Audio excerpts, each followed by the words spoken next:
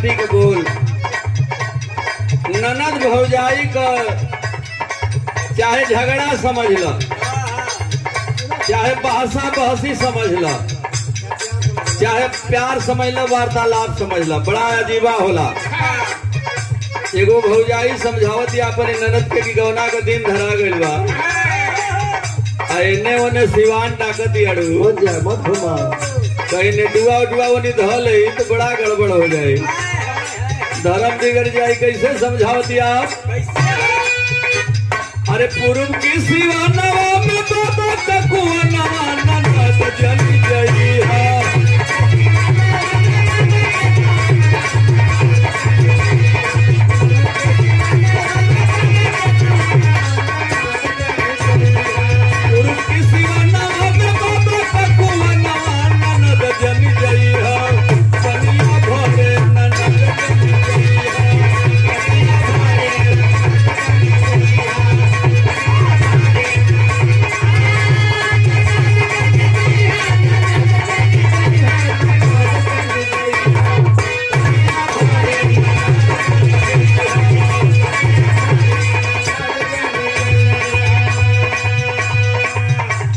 सम्मान आया है भाई साहब की ओर से, बहुत बहुत सबके नमस्ते प्रणाम बा। कैसे कह दिया?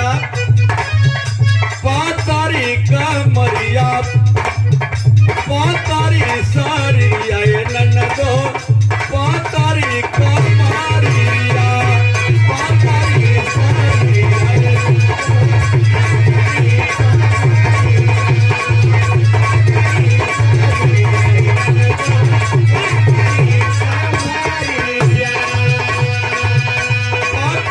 कमर पर कैसे रखा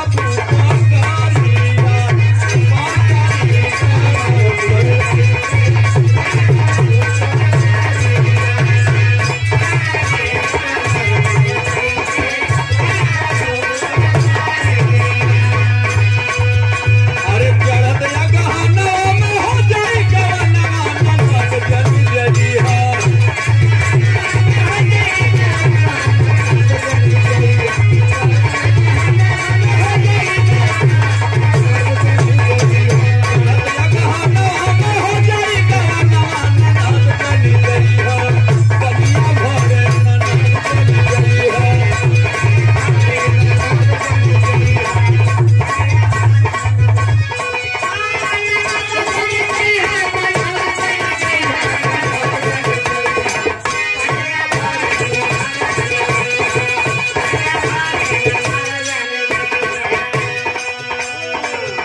ये 50 रुपए का पुरस्कार आलोक यादव जी आपकी ओर से बहुत बहुत धन्यवाद बा। मालिक से प्रार्थना है कारछत में प्रकट है।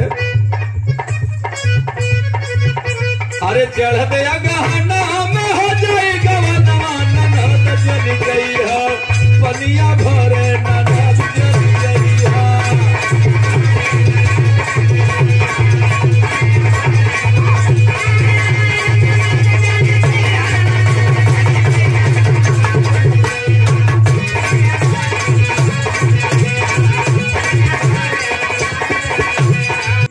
एक छोटी सी गीत। आप ही लोग कहते हैं कि जहां न पहुंचे रवि वहां पहुंच गए। कभी लोग के दिमाग कितना ऊंचा होला, शास्त्र पुराण के छाने लन लिखेलन, हम लोगन के देलन, हम लोगन आप लोगन के बीच प्रदर्शित करीला, आप पसंद भी करेलन। ये गाना का शीर्षक बाप कलयुग का सेठ फंसाया ब्रह्मा और यमराज को अपनी जाल में। अभी यमराज के बारे में भाई साहब से सुने, हमारे बड़े भाई से। अब कहना इनके एक दिन कहले कि तनी बदल ला। यमराज केवल नरकी लोगों को ले जाते थे या उनके दिन नरक के राजा थे यमराज। स्वर्ग के राजा तो धर्मराज हैं। तो धर्मराज को में क्या भइल बा? कुल ख्याल करे के चाहिए। जिसको नरक में जाना होता है उसी को यमराज ले जाते हैं, सबको यमराज थोड़े ले जाएंगे। जमराज भैंसा पर धके ले जाइए ना, या तो वो सबके जमराज थोड़े वो दूतवे आवेला खिचरा के ले जाइए। धर्मराज के लिए विमान के मालिक वो हो। तब बिरहा एक सुने, छोटी सी बड़ी अनोखी बिरहा।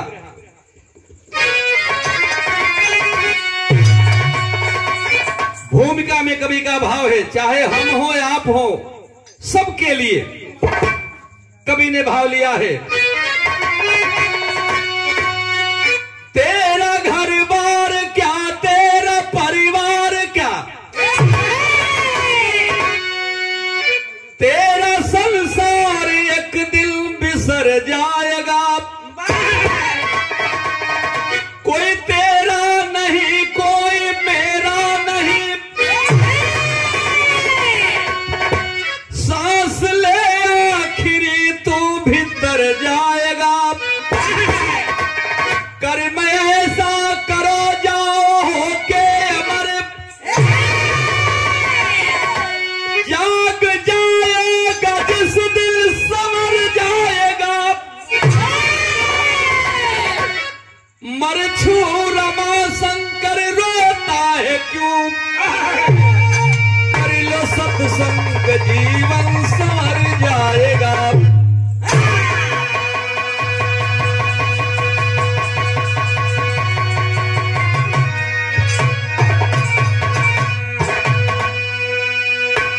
ये संतों मनुष्यों की धरती कही जाती है। हिंदुस्तान की धरती के संतों में जो असली संत है, फर्जी संत नहीं।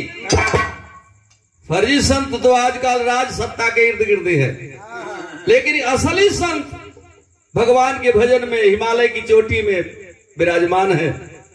उन्हें राज सत्ता से कोई मतलब नहीं है।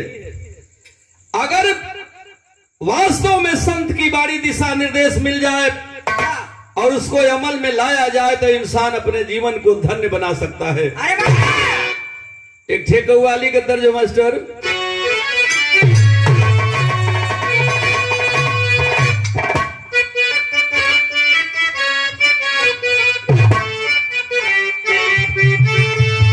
अरे वाह, अरे उठो मुसलमान नमाज पढ़ लो, उठो मुसलमान नमाज पढ़ लो, अभी मेरा सर कटा नहीं है,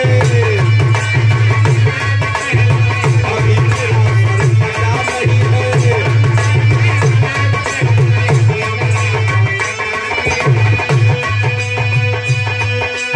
उठो मुसलमान नमाज पढ़ लो, अब अभी मेरा सर कटा नहीं है।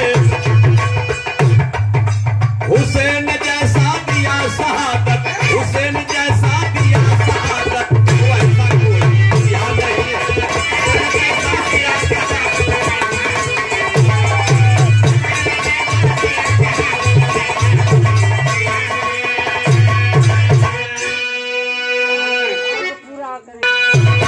विरह का भाव, कहानी का शुरुआत दोनों एक साथ बा। अरे उत्तर से ठिकासी स्टेशन पर, अब उत्तर से ठिकासी स्टेशन पर कूली कूली बुला रहा है। काशी स्टेशन पर कूली कूली बुला रहा है।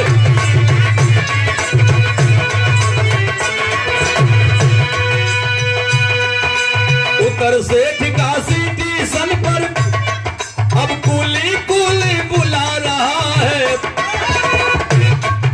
प्रचंड गर्मी बोझी है भारी, प्रचंड गर्मी बोझी है भारी, हाथ का पंखा झुला रहा है। प्रचंड गर्मी बोझी है भारी, हाथ का पंखा झुला रहा है।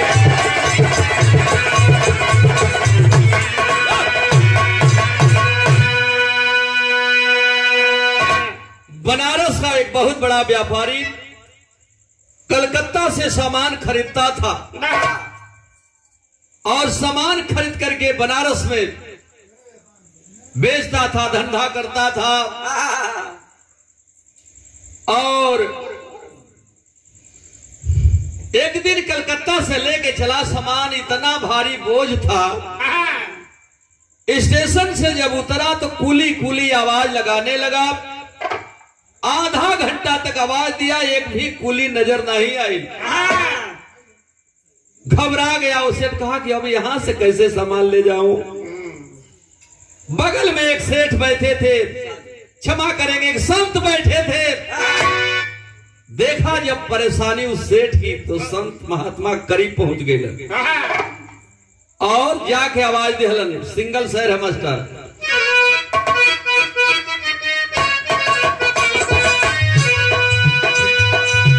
देख परेशान उन्हें संत एक आए हैं,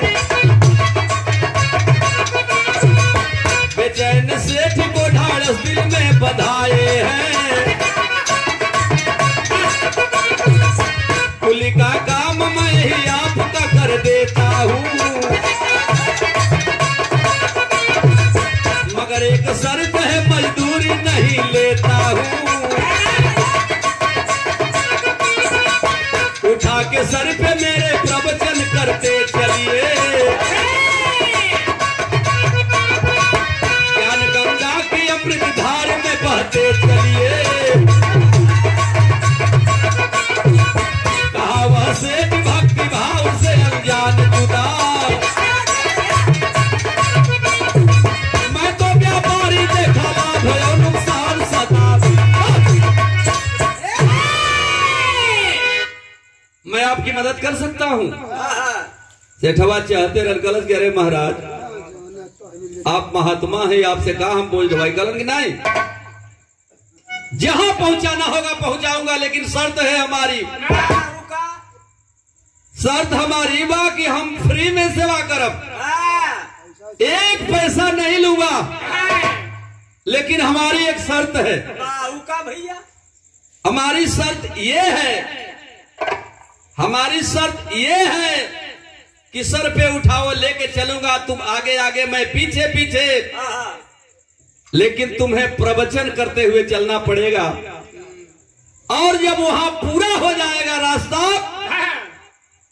तब मैं पूछूंगा तुमसे कि क्या सुना तुमने।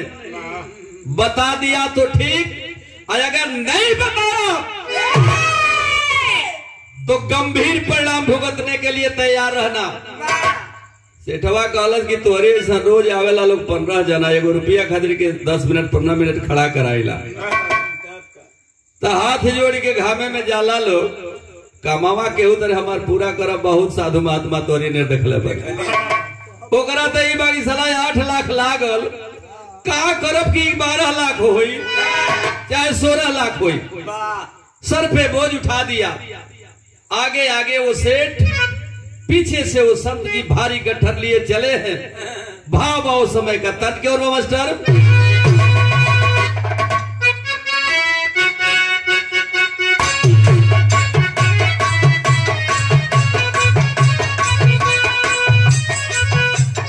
देखा एगो साज होला, चल चला जगह हो साथी लोग, एगो साज होला मृदंग वाला, एक पर 2 बिरादरी का नाच चलेला, चमरऊ धोबियऊ, चमार भाई लोग आवेलन। गोरखपुर सहारिया की, गोरखपुर सहारिया की, गलिया गलिया घुमली हो मयाना।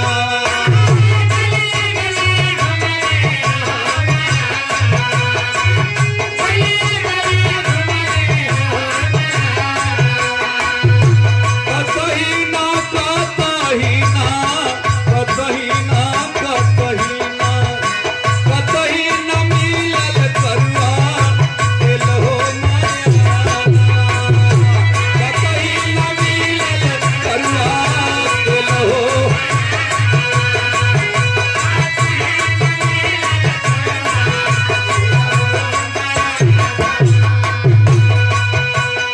यही के धोबी भाई लोग आवेला लोग। छपरा सहारिया में बिकल हो चरखवा, देवर मोर जोगी भइले।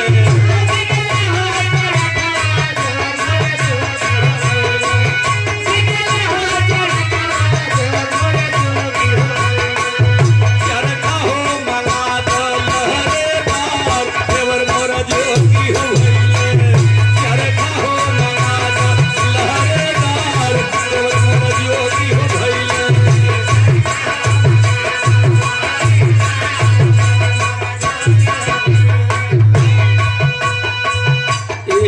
बेचन भैया गावा।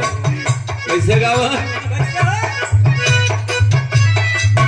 कहवा का खोयर चुनावा, कहवा का खोयर चुनावा, कहवा का पान, कहवा का टीकू, अरे कहवा का टीकू, नीलरवा मारे हो जान, कहवा का टीकू, नीलरवा मारे हो जान, कहवा का टीकू।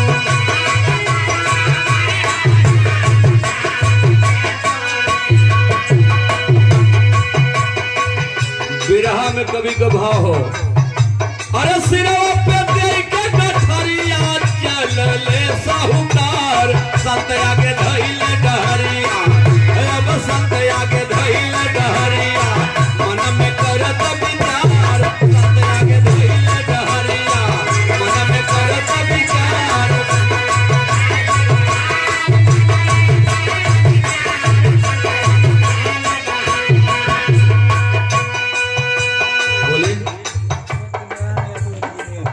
सत्यनारायण यादव जी इंजीनियर साहब आपकी ओर से, और संजय यादव क्षेत्र पंचायत जो बीडीसी के मेंबर है, बहुत बहुत सभी दाता महानुभावों को हम प्रणाम करते हैं।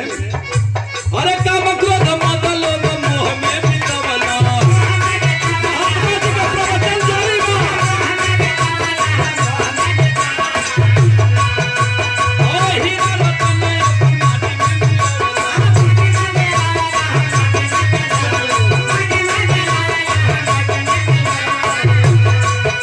पूरा प्रवचन उस सेठ के कर्म पर, क्रियाकलाप पर है। संत जी का इशारा है, अरे मर में गुजरले उमरिया, हरि के ना बुझल आधार, संत आगे धइले डहरिया, अब संत आगे धइले डहरिया, मन में करत विचार, संत आगे धइले डहरिया।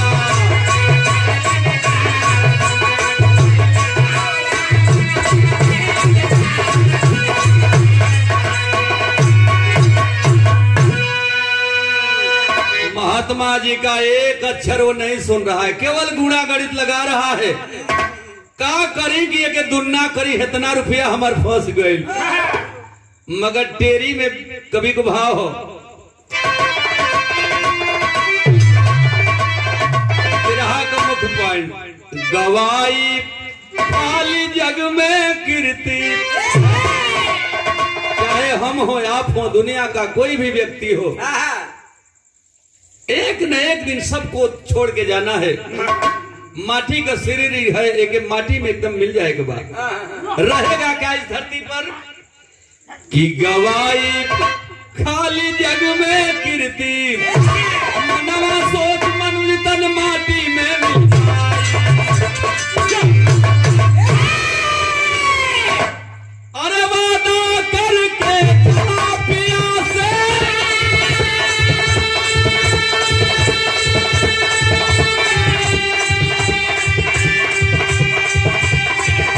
धीरे धीरे सेठ का घर आने वाला है। संत का प्रवचन आखिरी चरण में है। अरे वादा करके चला पिया,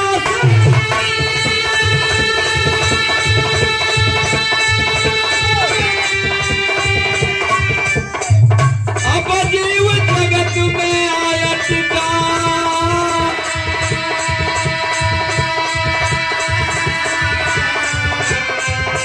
तो हरि से प्रेम किया ना तनिको, हरि से प्रेम किया ना तनिको, लख 84 में भटका। अरे मिली है मनुष्य जन्म फिर कबल,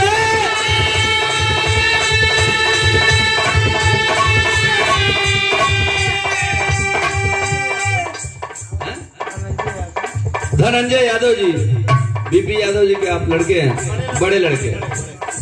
बहुत बहुत धन्यवाद आपको। महान आत्मा को हम सबकी ओर से नमन करते हैं, स्वर्ग में मालिक ऊंचा स्थान दे। और ये हरी भरी जो फुलवारी है हमेशा लहलहाती रहे। सबके नमस्ते प्रणाम। तो हरि से प्रेम किया ना तनिको,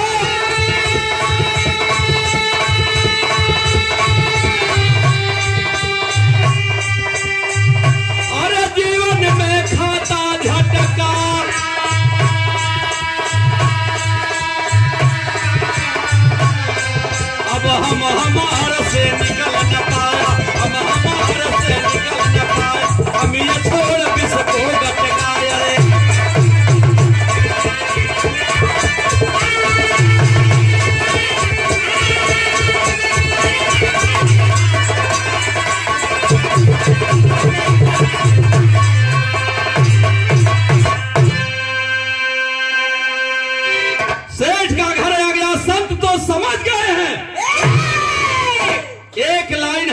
बात नहीं सुनाइए, गुणा गणित लगाता रहा, कैसे फायदा होगा, कैसे नुकसान होगा, धन दुना कैसे होगा। सेठ का घरे आ गया, तब तक तरज बदल गया मास्टर। तन से बढ़ा के चलता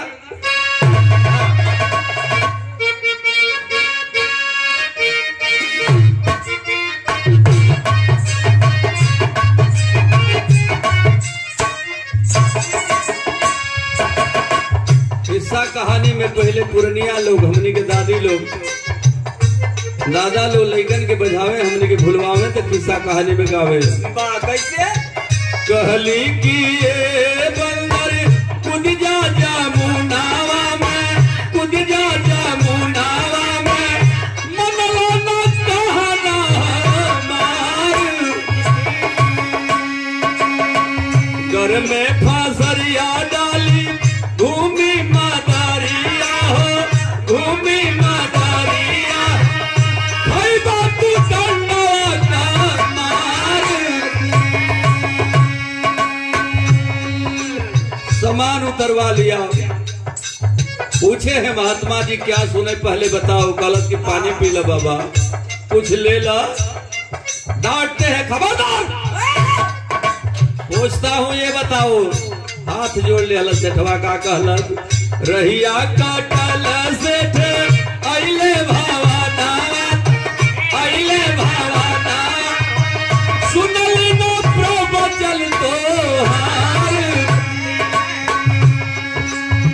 लैला माजूरी बाबा लौटी जा कुटिया में, लौटी जा कुटिया में, माफ करो गलती हमार।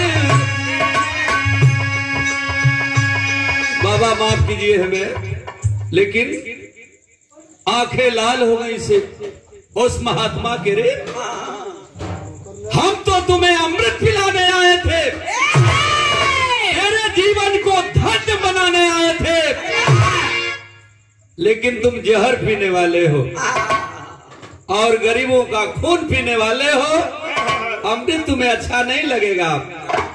क्रोध के मारे वोट कांप रहा है, आंखें लाल है, क्रोध में आके महात्मा जी का कहलन,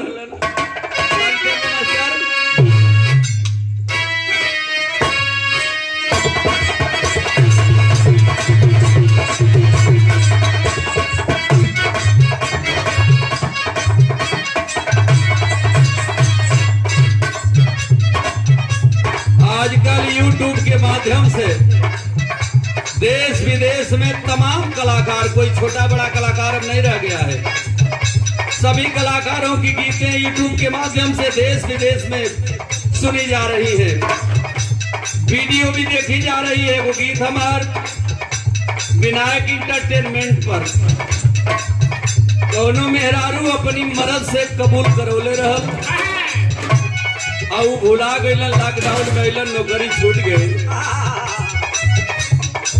डेली साजी का पहुंचा हल्दरपुर, आज मार के दूसरी सियावत तौले घर में सुता पर जा, बेचारी के बाड़ी बंद कर दे, कहीं कुकुर उकुर न ढूंढे पावे, तो इसी कड़ी बजावे।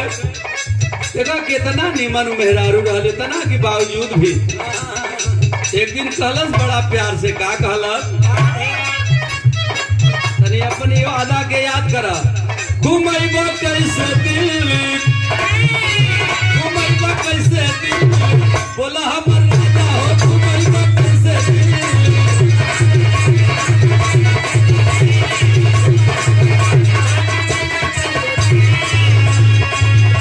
अरे जइबा ना कमाए, अरे जइबा ना कमाए, रोज घूर पैबा दिल्ली, घुमैबा कैसे दिल्ली, बोला हमर राजा हो,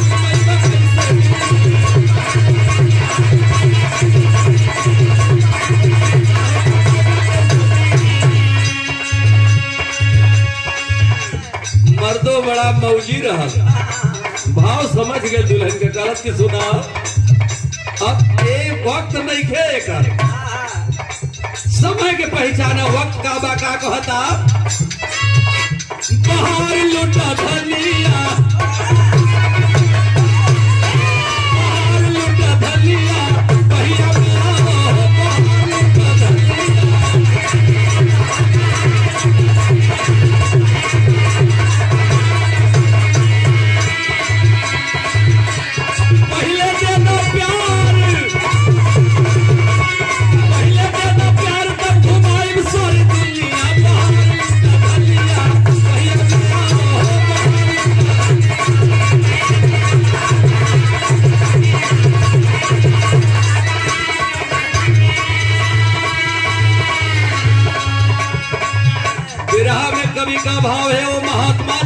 में लाल है, क्या कहते हैं?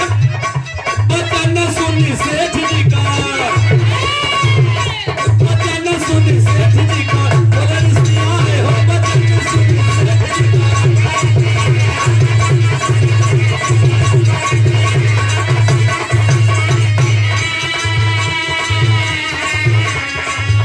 अरे रोम रोम का पे लागल,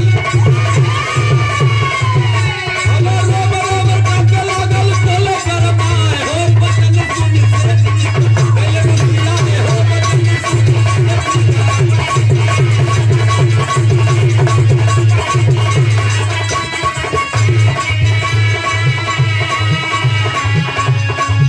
गुस्से के मारे लाल होकर के महात्मा ने जो नहीं कहना चाहिए वो भी कह दिए। क्या कहे?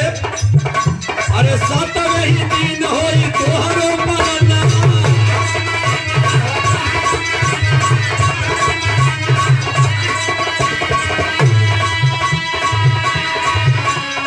केतनो जतन कर बचिया मरना।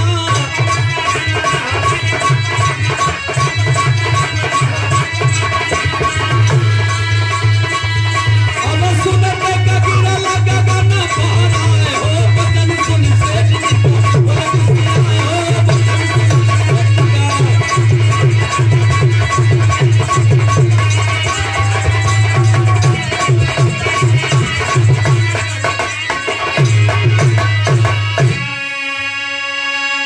आज के 7वें दिन मर जाओगे, दुनिया की कोई ताकत तुम्हें बचा नहीं पाएगी। हचाक दे गिर के गुड़वा पर छान लिया, गलत करे बाबा माफ करो, हमके बचाओ। महात्मा जी कहे बचा तो तुम्हें दुनिया की कोई ताकत नहीं सकती, लेकिन जब एकदम गोड़वा छोड़बे ना कैल तो देखिए संत कितने दयालु होते हैं। जो असली संत है वो सारी मेहनत, उसके जीवन को धन्य बनाने वो संत आया था, लेकिन सारी मेहनत बेकार कर दिया वो कमीना सेठ। इसके बावजूद भी उसके रोने पर दया आ गई। सेठवा कहत बा माफी दे दा बाबा हो, माफी दे दा बाबा, जिंदगी हमार हो, नेवरिया मजेदार पड़ली नाम, नैया जीवन कहो, नैया जीवन का डूबी बीचे धार हो, जिंदगी मोर बेकार भैली नाम। दया आ गई इस महात्मा को। सुनो, ये तो सत्य है, आज के 7वें दिन तेरी मौत होगी। घोर नरक जीवन में तुमने सही लोगों का खून सोचा है, धोखाधड़ी किया है, लोगों को ठगने के सिवाय कुछ नहीं किया। तो 7वें दिन मर जाओगे, जमराज के दूत आएंगे, घसीटते हुए ले जाएंगे, वहां हिसाब किताब होगा तो नरक के सिवाय दूसरा कुछ तुम्हें देखने को भी नहीं मिलेगा। घोर नरक हुई तब तक और ही न चिहुक गईलू से ठवा, एकदम गोड़ छलने बाद छोड़ते नहीं खे। कलन की गोड़ छोड़ो तो उपाय बताता हूं, एक ही उपाय है, अगर ऐसा करोगे तो बच सकते हो नरक से। का कहलन सेठ जी विदेशिया?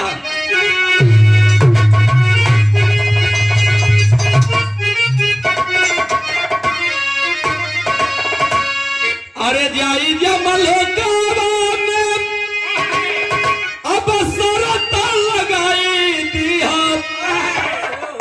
कर्म फल भोगब नाही देखब नजरिया। हिसाब किताब होगा, नरक में जाना होगा। जब जमराज भेजने लगेंगे नरक में तो तुम कहना कि रुकिए, हमारी एक शर्त है, जो भी सजा मिलेगी, जो भी सजा मिलेगी भोगूंगा, लेकिन पहले देखूंगा। पहले देखो, पहले देखावे के पड़ी, तब ओकरी बात भोगब। ये शर्त लगा देना तुम। 7वें ही दिन से ठीक अब छोड़ ले धरतिया के, सुन सरत से हरेली जमक तरिया। पहुंच गया, 7वें दिन मृत्यु हो गई। यमराज के दूत आए और बड़ी बेरहमी से मारते पीटते घसीटते ले गए जमलोक में। यमराज के यहां रजिस्टर खोला गया, घोर नरक का भागी है। सजा सुना दी गई, कहा जो भी सजा मिलेगी मंजूर है, लेकिन हमारी एक शर्त है। यमराज कहलन की का कहलत कि पहले देखब तब भोगब। अब तो यमराज के समझे नहीं क्या कि का दिखाई हम समझे नहीं क्या आवत। सोचे लगल, सोचत सोचत दिमाग में आयल कि चला विधान तो ब्रह्मा जी लिखेला, उनकी लगे चले के चाहिए, वो एक उपाय निकाल सकेला। सेठ को लिए यमराज और चल दिए ब्रह्मलोक में। आलम भाव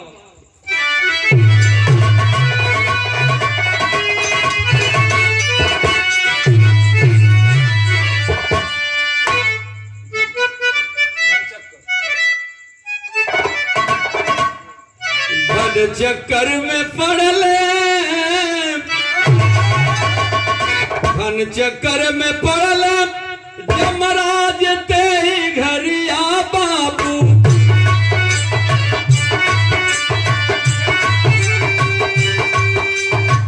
सूझे न उपाय तब गइल घबराए।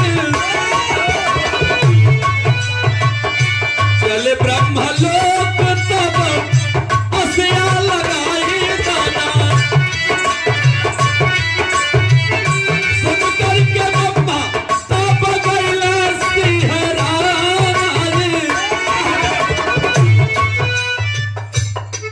जाके कहते महाराज ऐसी ऐसी बात है, मर्तलोक से आया एक आदमी, ऐसी शर्त लगा दिया है, समझ में आ नहीं रहा इसे क्या दिखाऊं मैं। ब्रह्मा जी कपार खजवा लगल, कलन की तो हम करने के समझ में आवत। अब चले के चाहिए देवों में देव महादेव जी के पास। सबसे बड़ा देवता अंतरराष्ट्रीय देवता हुआ बाबा भोलेनाथ। सेठ के लिया के तबू गैल शिवल कबा बाबू। सुनियाड़ भक्ति लिहल मुँह पे चुकाए। उनहु का दिमाग नहीं खे काम करत। कलन की तो हमरो को समझ में नहीं आवत, काहे के दिखावल जा। तब फिर वो सेठ को लिए यमराज, ब्रह्मा और शंकर तीनों कहा गए। आशा का किरनिया तब दिखेला छिर सगरवा बाबू। जगत दियलता तब कहले सुनारे।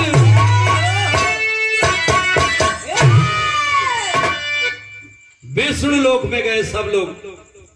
क्षीर सागर में जब भगवान विष्णु के पास पहुंचे,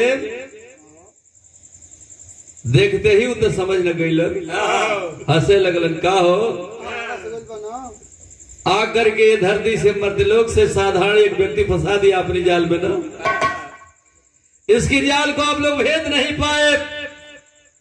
बतौलन है भगवान विष्णु का कहलन।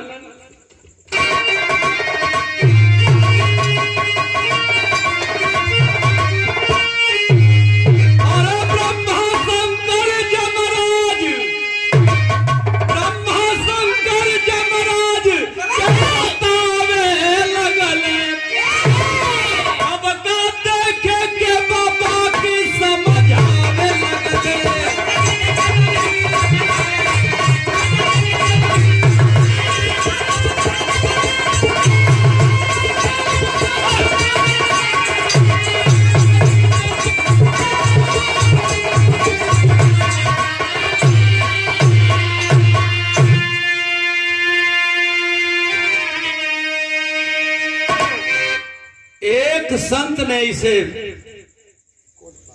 एक बात समझाया, उसी बात पर ये अटल हो गया। तो फंस गए ब्रह्मा, फंस गए शंकर, फंस गए यमराज उसकी जाल में। जेवल जीव देखलस ब्रह्मलोक शिवलोकवा हरि हर दर्शन से मिटल सब शोकवा। यही तो देखना चाहता था। जमलोक तो देखा ही, देखना ही था। ब्रह्मलोक भी देख लिया, शिवलोक भी देख लिया और विष्णु लोक भी देख लिया। और जब तीनों लोक देख लिया, सबका दर्शन कर लिया, सारा पाप उसके धुल गए। अब उसे स्वर्ग में ऊंचा स्थान देना पड़ेगा। तजेवल जीव देखलस ब्रह्मा विष्णु शिवलोकवा हरि हर दर्शन से मिटल सब शोकवा। तो सुन के ब्रह्मा जमराज सर खुजावे लगले। अब का देखे के बाबा की समझावे लगले। अब तो कपार खजवावे लगल। बाप रे बाप, ऐसने 4 गो आज से तो हमने के इतराजे पाट ले लिया था। पगला दिया सकी। तब आखिरी लाइन कवि का भाव,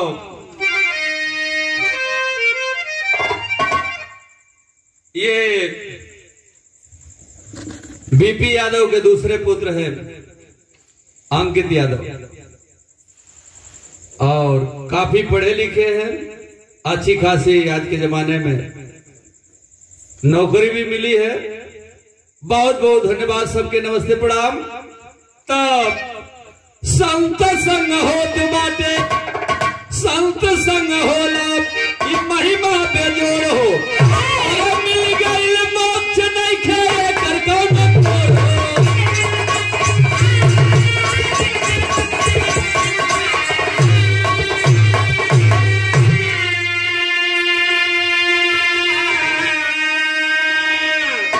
अब वही अचानक स्वर्ग से, आसमान से पुष्प की वर्षा, फूलों की वर्षा उस अधम नीच के ऊपर होने लगी है, सेठ के ऊपर।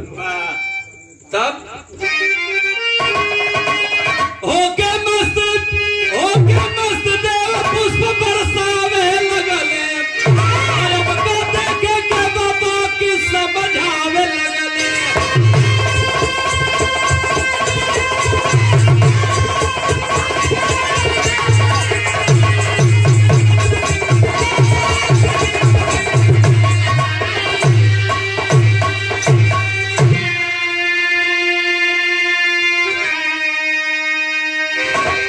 यही कवि कहानी का अंत करते हैं।